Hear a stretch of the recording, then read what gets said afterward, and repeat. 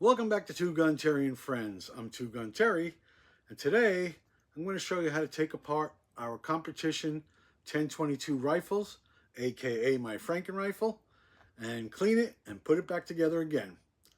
But first, here's my intro.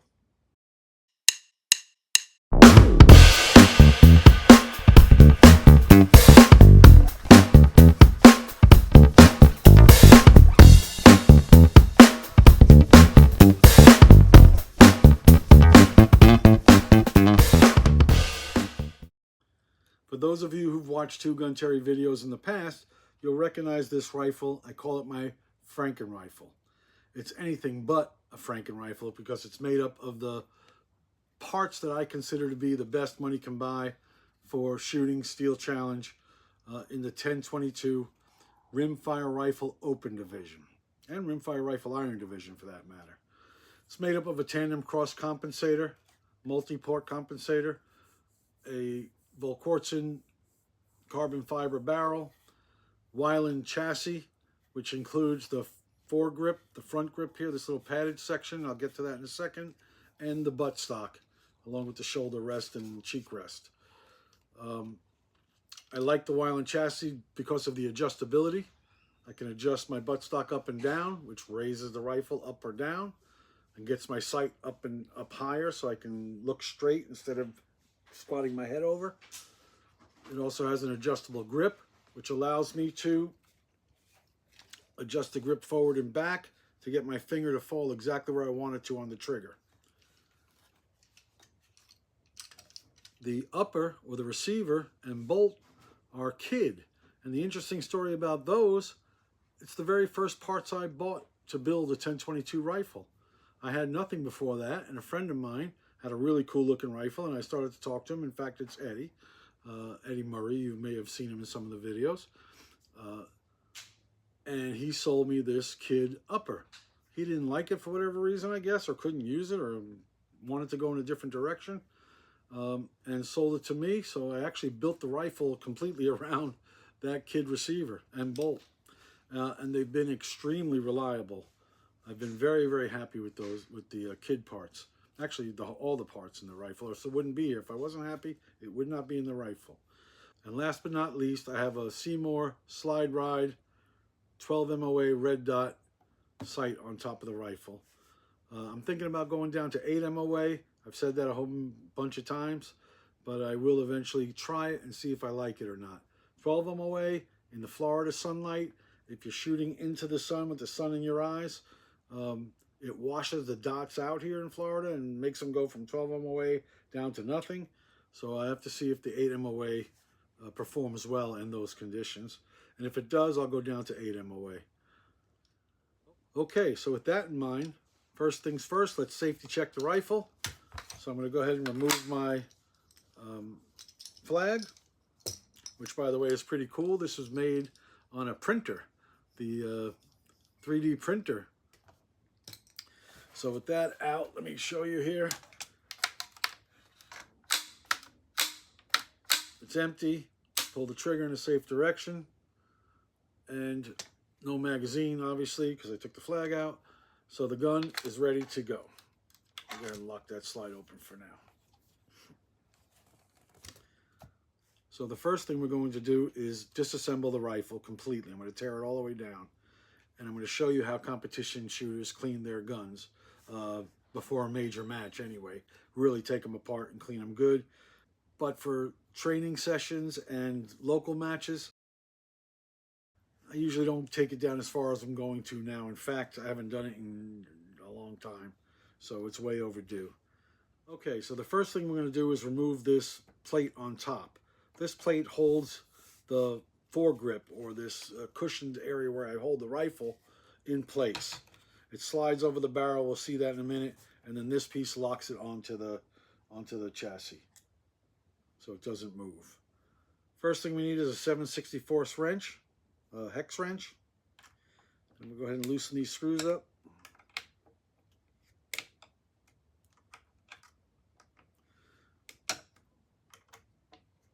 Okay, and because I'm in the senior division, I'm going to put my glasses on because I can't see a thing without them.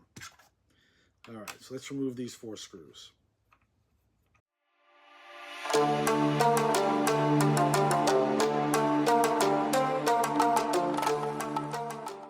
Okay, that's the first part. I have my mat. Now you can see that this slides right off. It's a piece of carbon fiber and a foam grip. And when I'm holding the rifle, I'm pretty much holding it just like that. Put this over here. Now there's a screw in the bottom. This part is only with the Weiland chassis, but this screw here is on every Ruger rifle. And that, my friends, uses an 1/8 inch wrench, hex wrench again.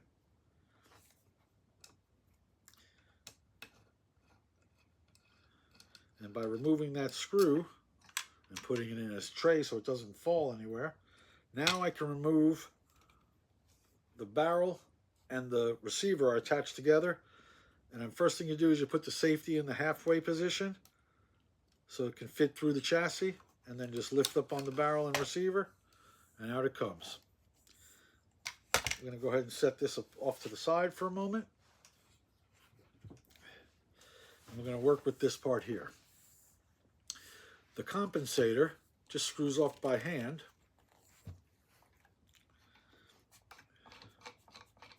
Like this. I'll set that over there. There's a little rubber washer, gasket, which basically is applying pressure to the comp so that it won't twist off while you're shooting, and all that recoil and force, it doesn't loosen up. So that washer helps. Sometimes there's a crush washer or multiple small, thinner washers, slices, so that you can make it stop with the ports pointing straight up, or however you want to have them run. I like mine to stop straight up and down on the barrel like that. And this washer that I'm using, and this little guy here, which I can't get off, and I don't need to get off, but there's actually a second washer on there. Don't know if you can see it or not, right here. Also rubber, that between the two of these allows me my comp to stop right in the upright position the way I want the ports to be pointing when I'm shooting. I'm going to leave that off because I don't want to damage it. Down here is the V-lock. And what this V-lock does is that's what holds the barrel in place. It locks it to the receiver. And I can tell you that when I put this rifle together, I pounded the crap out of it to get this barrel locked in there tight, and I don't think it's ever coming out, so I'm not even going to attempt to take that V-lock out. But if you did, you unscrew these 2, again, hex screws in here, and remove the block. That'll come right off. And then if you're lucky, you just take the barrel out. If not, maybe you have to heat it and pull it out, or come down through the back and pop it out, punch it out. That's if the barrel's spent, I guess, and you're not going to use it anymore. You can pound on it. I wouldn't otherwise, and I'm not going to now either. But that's what holds the barrel in. There's a little lug on the bottom of the barrel that locks that in place.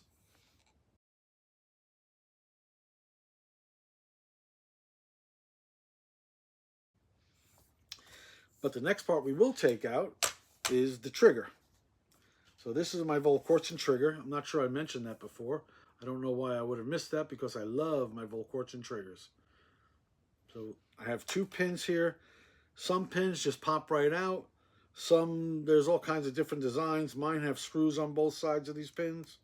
A 1/16 Allen key or hex key. I'm just going to go ahead and loosen these screws up. Little tiny screws, as you can see. We're going to put them in our tray so we don't lose them. Take out the other one. And now I'm going to use the same Allen key, and I'm just going to punch the pin straight through. That's what the pin looks like. You can see that there's threaded screws on both sides of these pins. And that's so the pins don't slide out. Again, when you're shooting in a competition, everything has to work all the time. And if these pins were loosening up and sliding out, you might lose, you might have a problem with using your trigger, or the gun will lock up, or it won't feed right. So we don't take any chances. we use locking pins. And that's the second one there. And with those 2 pins out, now the trigger comes right out. Let me take a little rag here. I'll just wipe some of the schmutz off.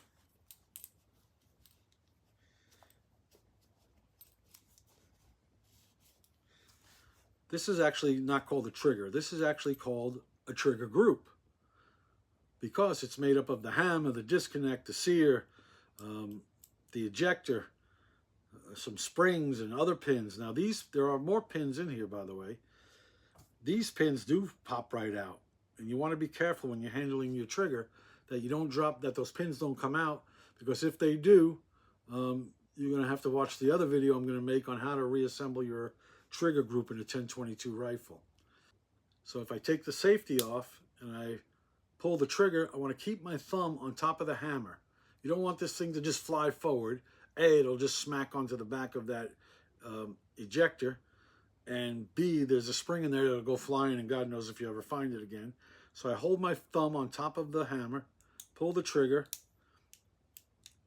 and release it gently. And once you release it, you can take out the hammer spring. That looks just like that. At least it does in Volquartsen, and it does in the Rugers as well. We'll leave it out for now, and we'll do a good cleaning, and then we'll put it back in. If I wanted to go any further, I would take out all these pins, and like I said, I'll do that in another video. This is the ejector. When the slide comes back and the extractor is pulling the spent case out, it hits up against the front of this ejector and pops it out the side of the rifle. This is the guy that makes that happen. It's called the ejector. This here, that's the magazine release.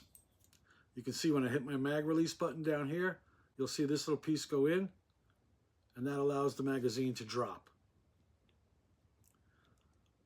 Pretty slick. The engineering in these guns is amazing. This hammer pin wants to come out already. I'll push it a little bit just so you can see that it's popping up there. You see that right there? Yeah, that's the pin coming out. It's that easy. I'm just going to push it right back in. Same with this one here. You can see it pops right out. You want to be careful because there are springs that are either attached to or being held by those pins, as well as holding the parts in place. So we'll set this off to the side. The next thing we're going to do is we're going to remove the buffer pin in the back. This pin back here, this black one on top here. Now this is a little bit special. I'm going to pop that out. Uh-oh, here we go. So I popped the pin out, but there is still a piece of rubber in here, which I'm going to pop out right now.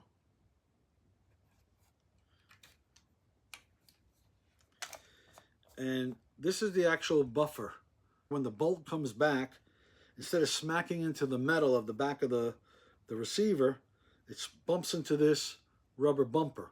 And actually this one has seen better days. So we're going to go ahead and replace this when we put it back together again. But I usually put that in first, the rubber piece through the holes first, and then I'll slide the metal pin through the center of that to give it strength, so that when it bumps, it stops. It doesn't just bend it and break it. Put that off to the side as well. All right, the next thing that comes out is the bolt. This is the bolt here, and the recoil rod and recoil spring are all the parts inside that we're about to take out. To do that, I'm going to slide it all the way back. It has to go all the way back with the buffer pin out, and then I can lift up on it, on the bolt, and just lift it right up out of there. Oop, be careful. And that is the filthy bolt, which I'm just going to wipe some off. We'll clean it in a minute, but just so I can handle it without getting dirty, too dirty, any dirty air. So this is the bolt. This guy does most of the work. This is the extractor right here. This is the piece that grabs onto the spent casing, pulls it backwards, and then it hits into this ejector and throws it out of the rifle. So you can see, I don't know if I can show you here, but it moves. It's on a spring. Yeah, it moves, and the spring loaded. It comes right back. It slides over the casing, locks on. As the fire the gun, it comes backwards, pulls the casing out, hits that ejector, and throws it out the side of the gun. The other part in here is the firing pin. But you can see right in the top of that circle there, right in the top of that circle, there's a little piece that pops out. And that strikes the back of the case. When you pull the trigger, that hammer smacks the back of this part here and forces it forward, the firing pin forward. And that little bit of movement there dents the back of the rimfire case, detonates the primer mixture inside the casing, which ignites the gunpowder, and poof, out she goes.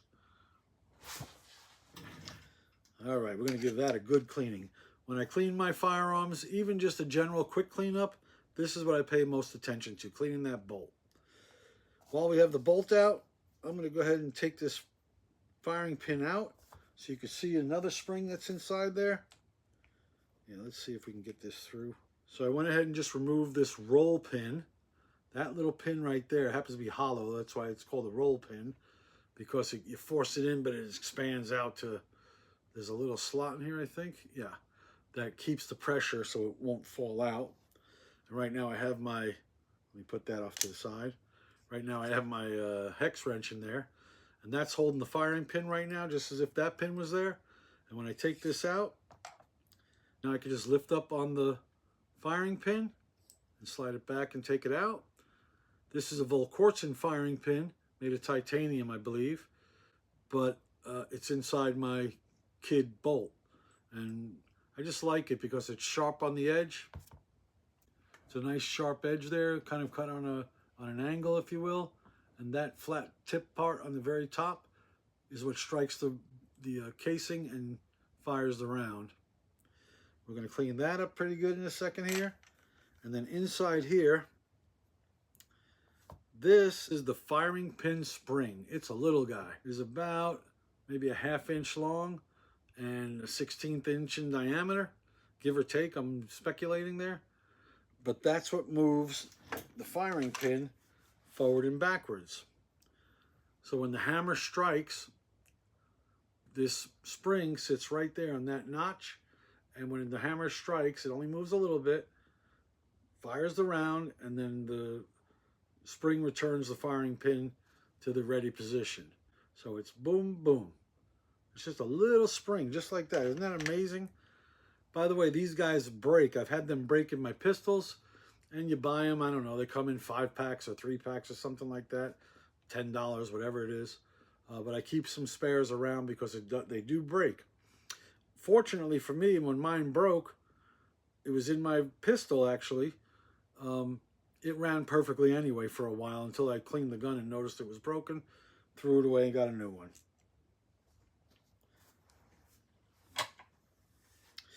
There is also a spring for the extractor here on the side.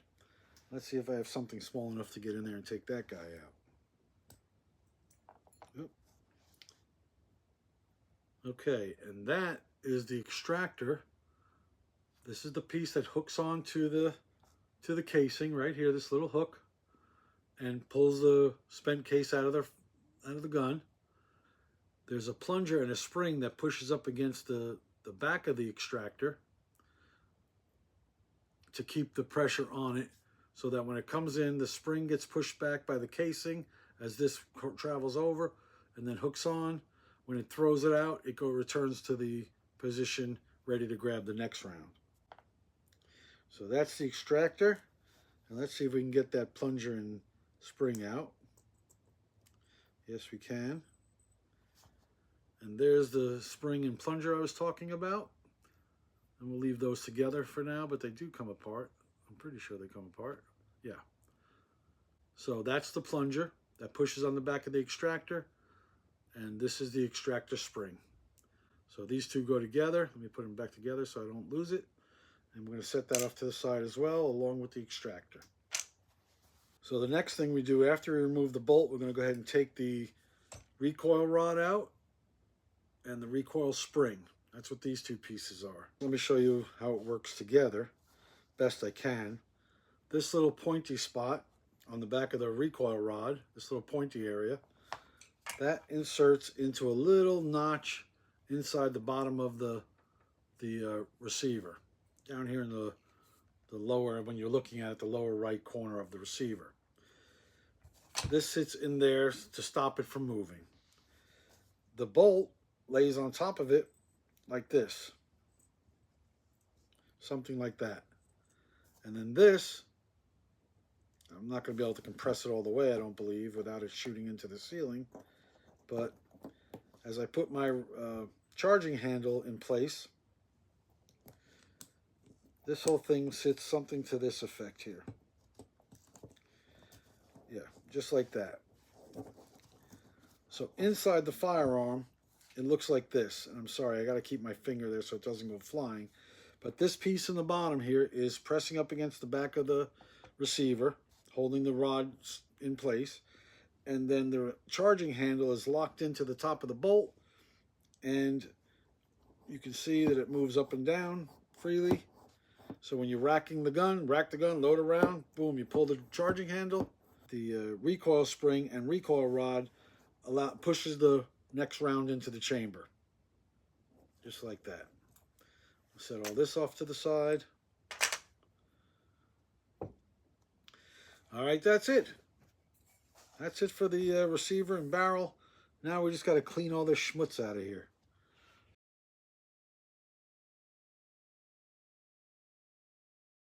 TwoGunTerry saying we'll see you out at the range. Take care now. That's all I have for now. Thank you for stopping by. And remember to like, subscribe, and do what? Don't forget to comment, like, and subscribe. Thank you.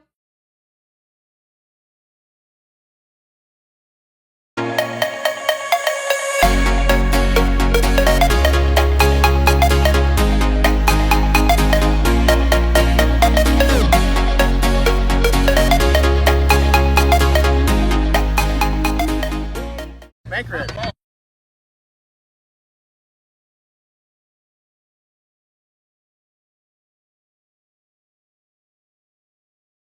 TwoGun!